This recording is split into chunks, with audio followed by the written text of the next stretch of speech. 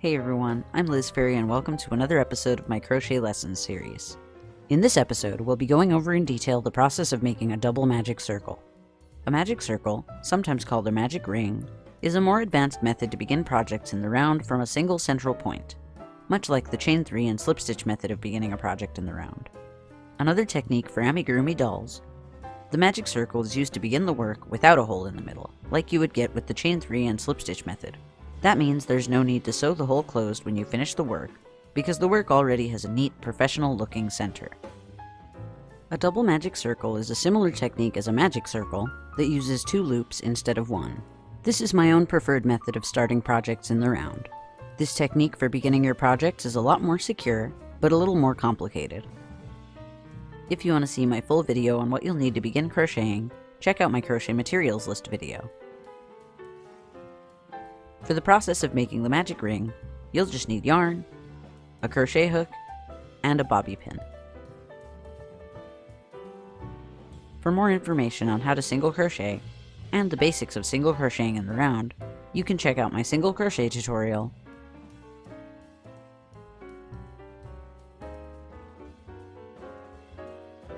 and my single crocheting in the round tutorial.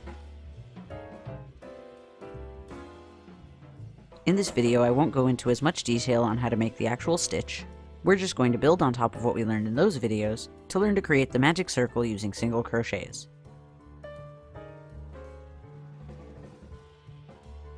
Aside from the single crochet, you'll also need to know how to create the chain stitch,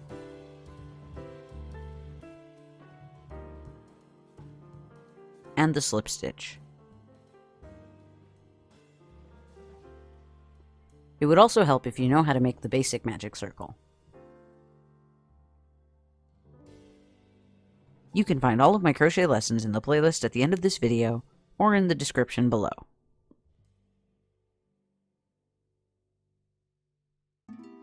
So I'm going to begin this style of magic circle in a similar way that I started the basic magic circle, by holding the tail end of the yarn in between the thumb and ring finger of my left hand, and wrapping the working end of the yarn over the index and middle fingers of my left hand while holding the 2 fingers slightly apart. This time, though, I'll be wrapping the yarn twice around my fingers.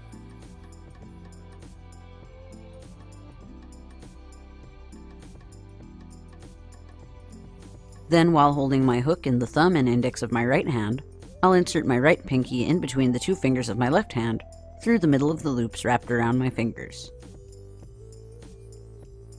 And I'll pinch the tops of both loops in between my ring and pinky fingers of my right hand, and remove the loops from my left hand. Next, I'll grab the working end of the yarn with my index and middle finger of my left hand, and use the thumb and ring finger of my left hand to hold open the loops from the other side.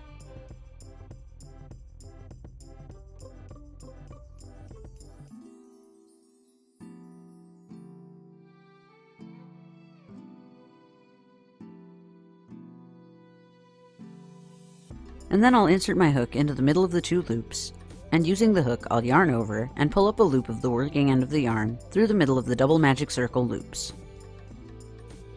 Next I'm going to chain 1 to count as the first stitch of the row. Once we close the magic circle, it'll be a little hard to find the chain, so I'll mark the chain 1 I just made by placing a bobby pin over the loop of the chain.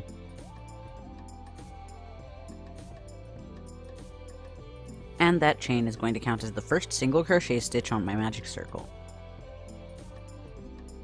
Next I'll work some single crochet stitches onto the loops of the magic circle. I want to have 6 stitches total, so I'm going to single crochet 5 more times onto my loops.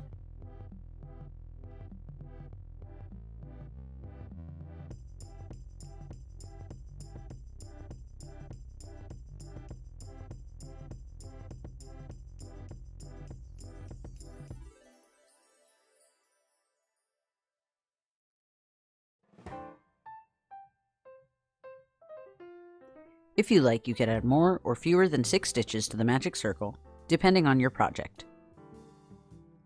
I'm just using 6 because it'll make a flat circle shape.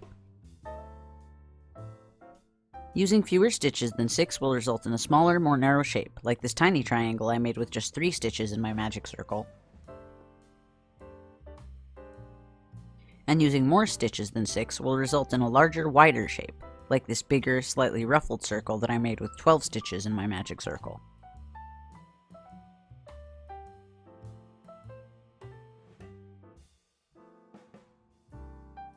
So I've gotten to the end of 5 more stitches of single crochet. Now I'm going to close my double magic circle. This kind of magic circle is a bit more complicated to close though. First, I'm going to pull on the tail end of the yarn just a little bit, and that's going to cause one of the loops of the magic circle to get a bit smaller.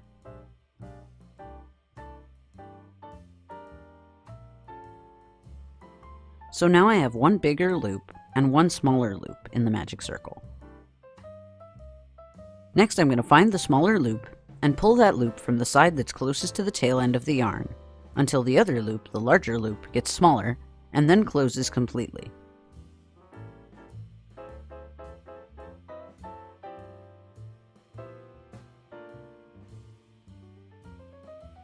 And this loop, formerly the smaller loop, gets bigger.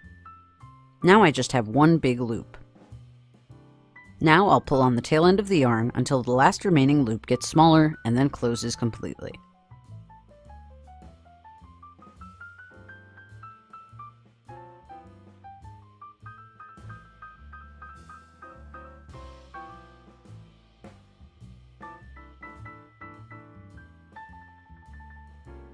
Then to end the circle, I'll slip stitch into the first stitch of the row, which is this chain stitch that I marked with a bobby pin.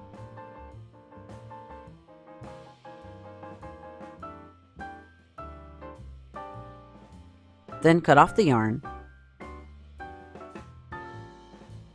and pull the cut off end through the loop of the slip stitch.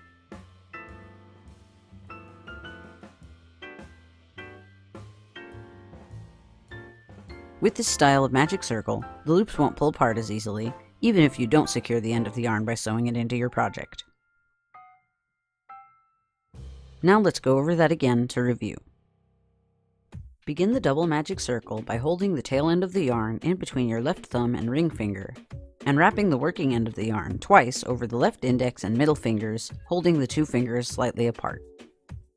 Then, while holding the hook in your right thumb and index, insert the right pinky in between the two fingers of your left hand through the middle of the loops wrapped around your fingers.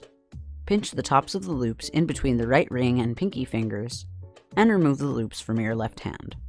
Next, grab the working end of the yarn with the index and middle finger of your left hand, and use the thumb and ring finger of your left hand to hold open the loops.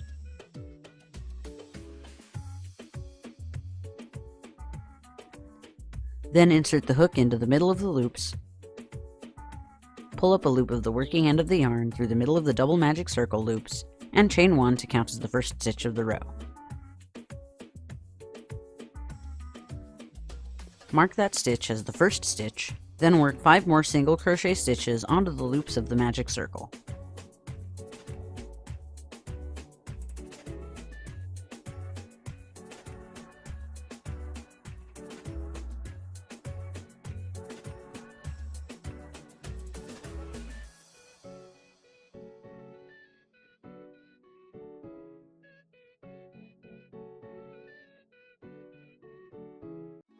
Once you finish creating 5 more stitches, close the double magic circle.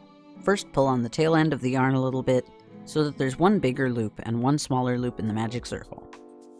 Then pull on the smaller loop from the side that's closest to the tail end of the yarn, until the other loop gets smaller, then closes completely.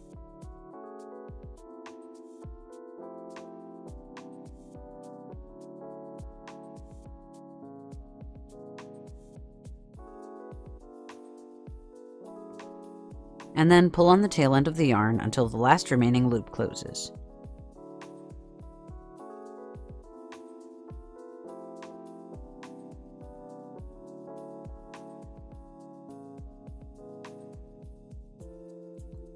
Then, to end the circle, slip stitch into the first stitch of the row,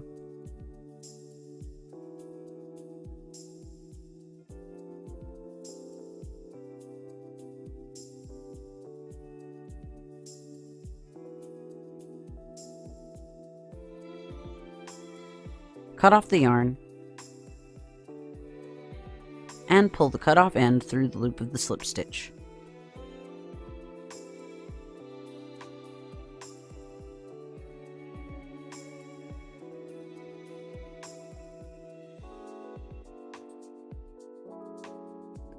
If you like, you could continue to add rows to make the circles bigger instead of ending the work after one row with a slip stitch. If you want to learn how to do that, check out my increasing single crochet tutorial. I made a couple of flat circles using the chain 3 and slip stitch, the basic magic circle, and the double magic circle, so that you can see the difference between all three styles of beginning your work in the round. The chain 3 method has a large hole in the middle. The basic magic circle has a small, hardly noticeable hole in the middle. And the double magic circle is completely closed at the middle. You can use any of these techniques to begin your work in the round. It all depends on what feels most comfortable for you. I hope you found this video helpful. If you did, give it a like and share it on social media. And if you'd really like to help out the channel, you can donate to my Patreon. You can get some pretty cool perks through Patreon, like seeing my videos early, access to some of my prototype patterns, and discounts in my Ravelry store, depending on your level of donation. You can find out more about that at patreon.com/fairyrings. You could also subscribe and click the bell icon so that you don't miss the next episode of this series when it comes out. Thanks so much for watching, and I'll see you all next time. Bye!